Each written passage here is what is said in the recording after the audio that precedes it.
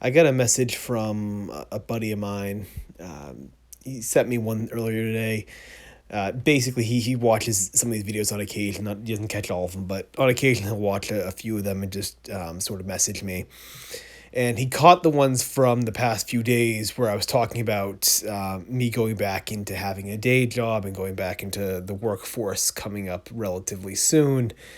And he basically messaged me and said, "Oh, I thought this vlog meant that you were now like full-time writing, like write every day was like you're gonna like fully write. You got the thing going with publisher right now, so you're basically gonna get like, some sort of advance, something like that, at some point, and just sort of do this, forever." My buddy, for context, is not a writer. So someone who's an avid reader, but certainly not familiar with the publishing process. So yeah, so it was a bit of a conversation day to explain how that works. And I mean, I can stretch a dollar pretty far, but there's definitely not going to be any scenario where I'll be doing this just full time, starting at the moment. I mean, a lot of the writing process, I guess for those that maybe are a bit newer to it, a lot of the publishing process, there's not really a whole lot of money in it, just to be honest. I guess my buddy brought up kind of segued into this topic a bit here, but it's just not a field basically where there's a whole lot of money. And I can stretch a dollar pretty far. I mean, I could probably take $20,000 and probably turn that into something I could live off of for like a year. I you know I'm that sort of I'm that miserly. I'm quite quite good at pinching a penny, but yeah, there's just no way. And it's one of those things too where people that often make their livings off writing, a lot of it is just marketing. A lot of it's their ability to market and promote their book. It's not necessarily that they have the best book out there. If you look at like the New York Times and all that stuff, the bestsellers, they're not particularly the best. They're certainly not a lot of the New York Times bestsellers are not authors that I necessarily enjoy reading. It's not necessarily work that I find that's great.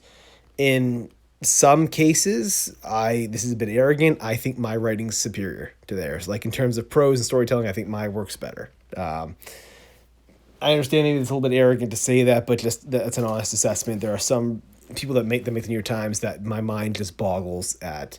Obviously, I know some people tend to read just for the entertainment. It's a lot more about just a quick fun little story than it is about having these stories that have like immense depth and all that stuff. I understand that, but a lot of the books that make money, unfortunately, it just comes down to marketing. It's marketing, and it's not necessarily always the best book that makes it. And it's just reality. Just simply kind of a cold reality of the field. And that was something too. When I first came into this, that was the main thing that I had committed to. I said very early on that if I wrote like the best book of all time and it was on my computer and no one ever read it's like, hey, I wrote it, I know it's the best of all time and no one ever read it, I'd be satisfied. I would be happy knowing that just knowing that I had done it. I don't necessarily need someone else to have seen it. Much in the same way that J.D. Salinger, like in his late years, would write stories and then keep them like in a banker's box or like a safety deposit box at the bank where no one could see them. That's something I would be totally cool with. Obviously, I do want people to see. I do want people to obviously see my work eventually. So I'm certainly not writing with that intent. But if that was the case, if it was something where I was made an offer where it was like, hey, you can write the best thing ever, but no one's ever gonna see it, I would take that in a heartbeat. Just knowing that I did it myself is certainly enough for me.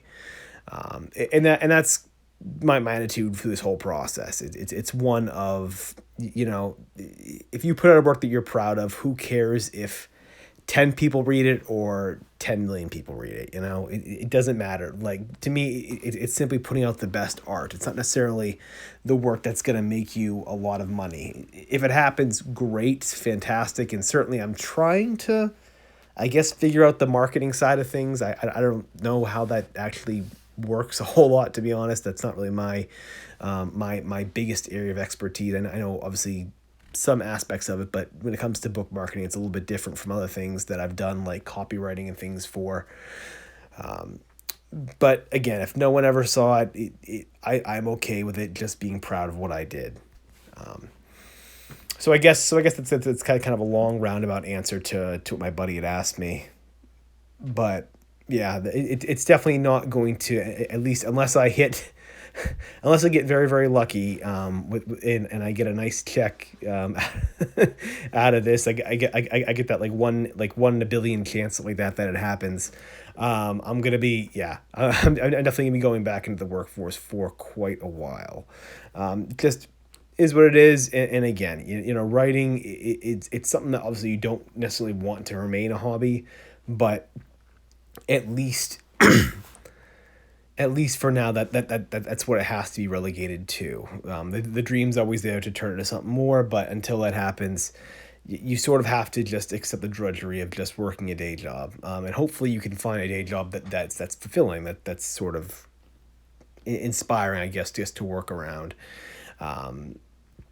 That's certainly what I'm in right now. That I'm very fortunate that I potentially have this day job lined up here. That will be very, very exciting for me, but who knows, it may not happen. And ultimately, a day job is there to support your writing. It's not the other way around. Your writing should never be something that you do in spite of your day job. Your writing should always be something that comes first in your life, if you can make it happen. Even if it's for paying the bills, your writing should... that should be your primary thing. If you write during, if your best creative work comes during the day, ideally your day job should be in the evening. The writing should be the main thing. I realize this is kind of position of me who doesn't necessarily have, kids or a lot of other obligations beyond my writing, but for me, it's something where writing always takes that center point in my life. It's always the first primary thing, and I build everything, including what pays the bills around that. I think a lot of people's unhappiness with their writing and a lot of with their scheduling, especially, is you have people that for the most part don't necessarily have a whole lot of obligations, but they make writing their secondary thing when they have the opportunity to make it their primary thing and build a life around that instead of the other way around. But yeah, so definitely going back into the workforce, but going to be obviously keeping up with the writing every day. This is a bit of a long, kind of, I guess, winded response to that message, but I do feel like there are people that probably watch this video, that kind of check out my vlog, that perhaps, are uncertain of how the publishing process works, or uncertain of how to turn that into like a full-time career. And unfortunately, I really do think a lot of it just comes down to how well your book can market. If you have the skills to market your book, if you have the ability to promote your work, you'll probably stand a much greater chance of being able to kind of turn an income on it than someone who doesn't.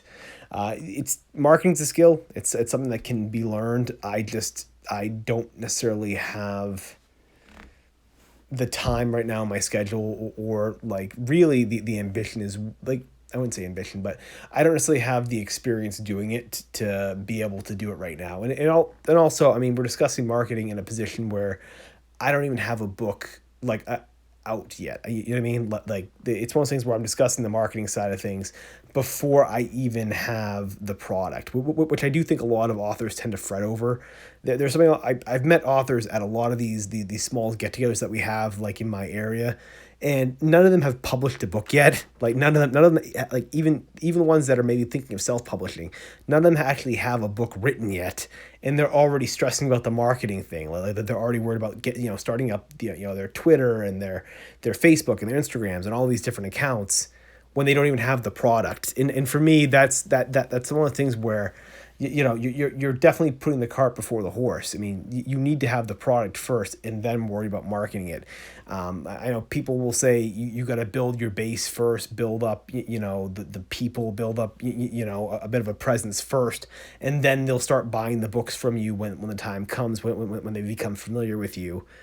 And that may be true, but at least from what I've seen, at least in my experience, it's interesting to market a product without actually having the product.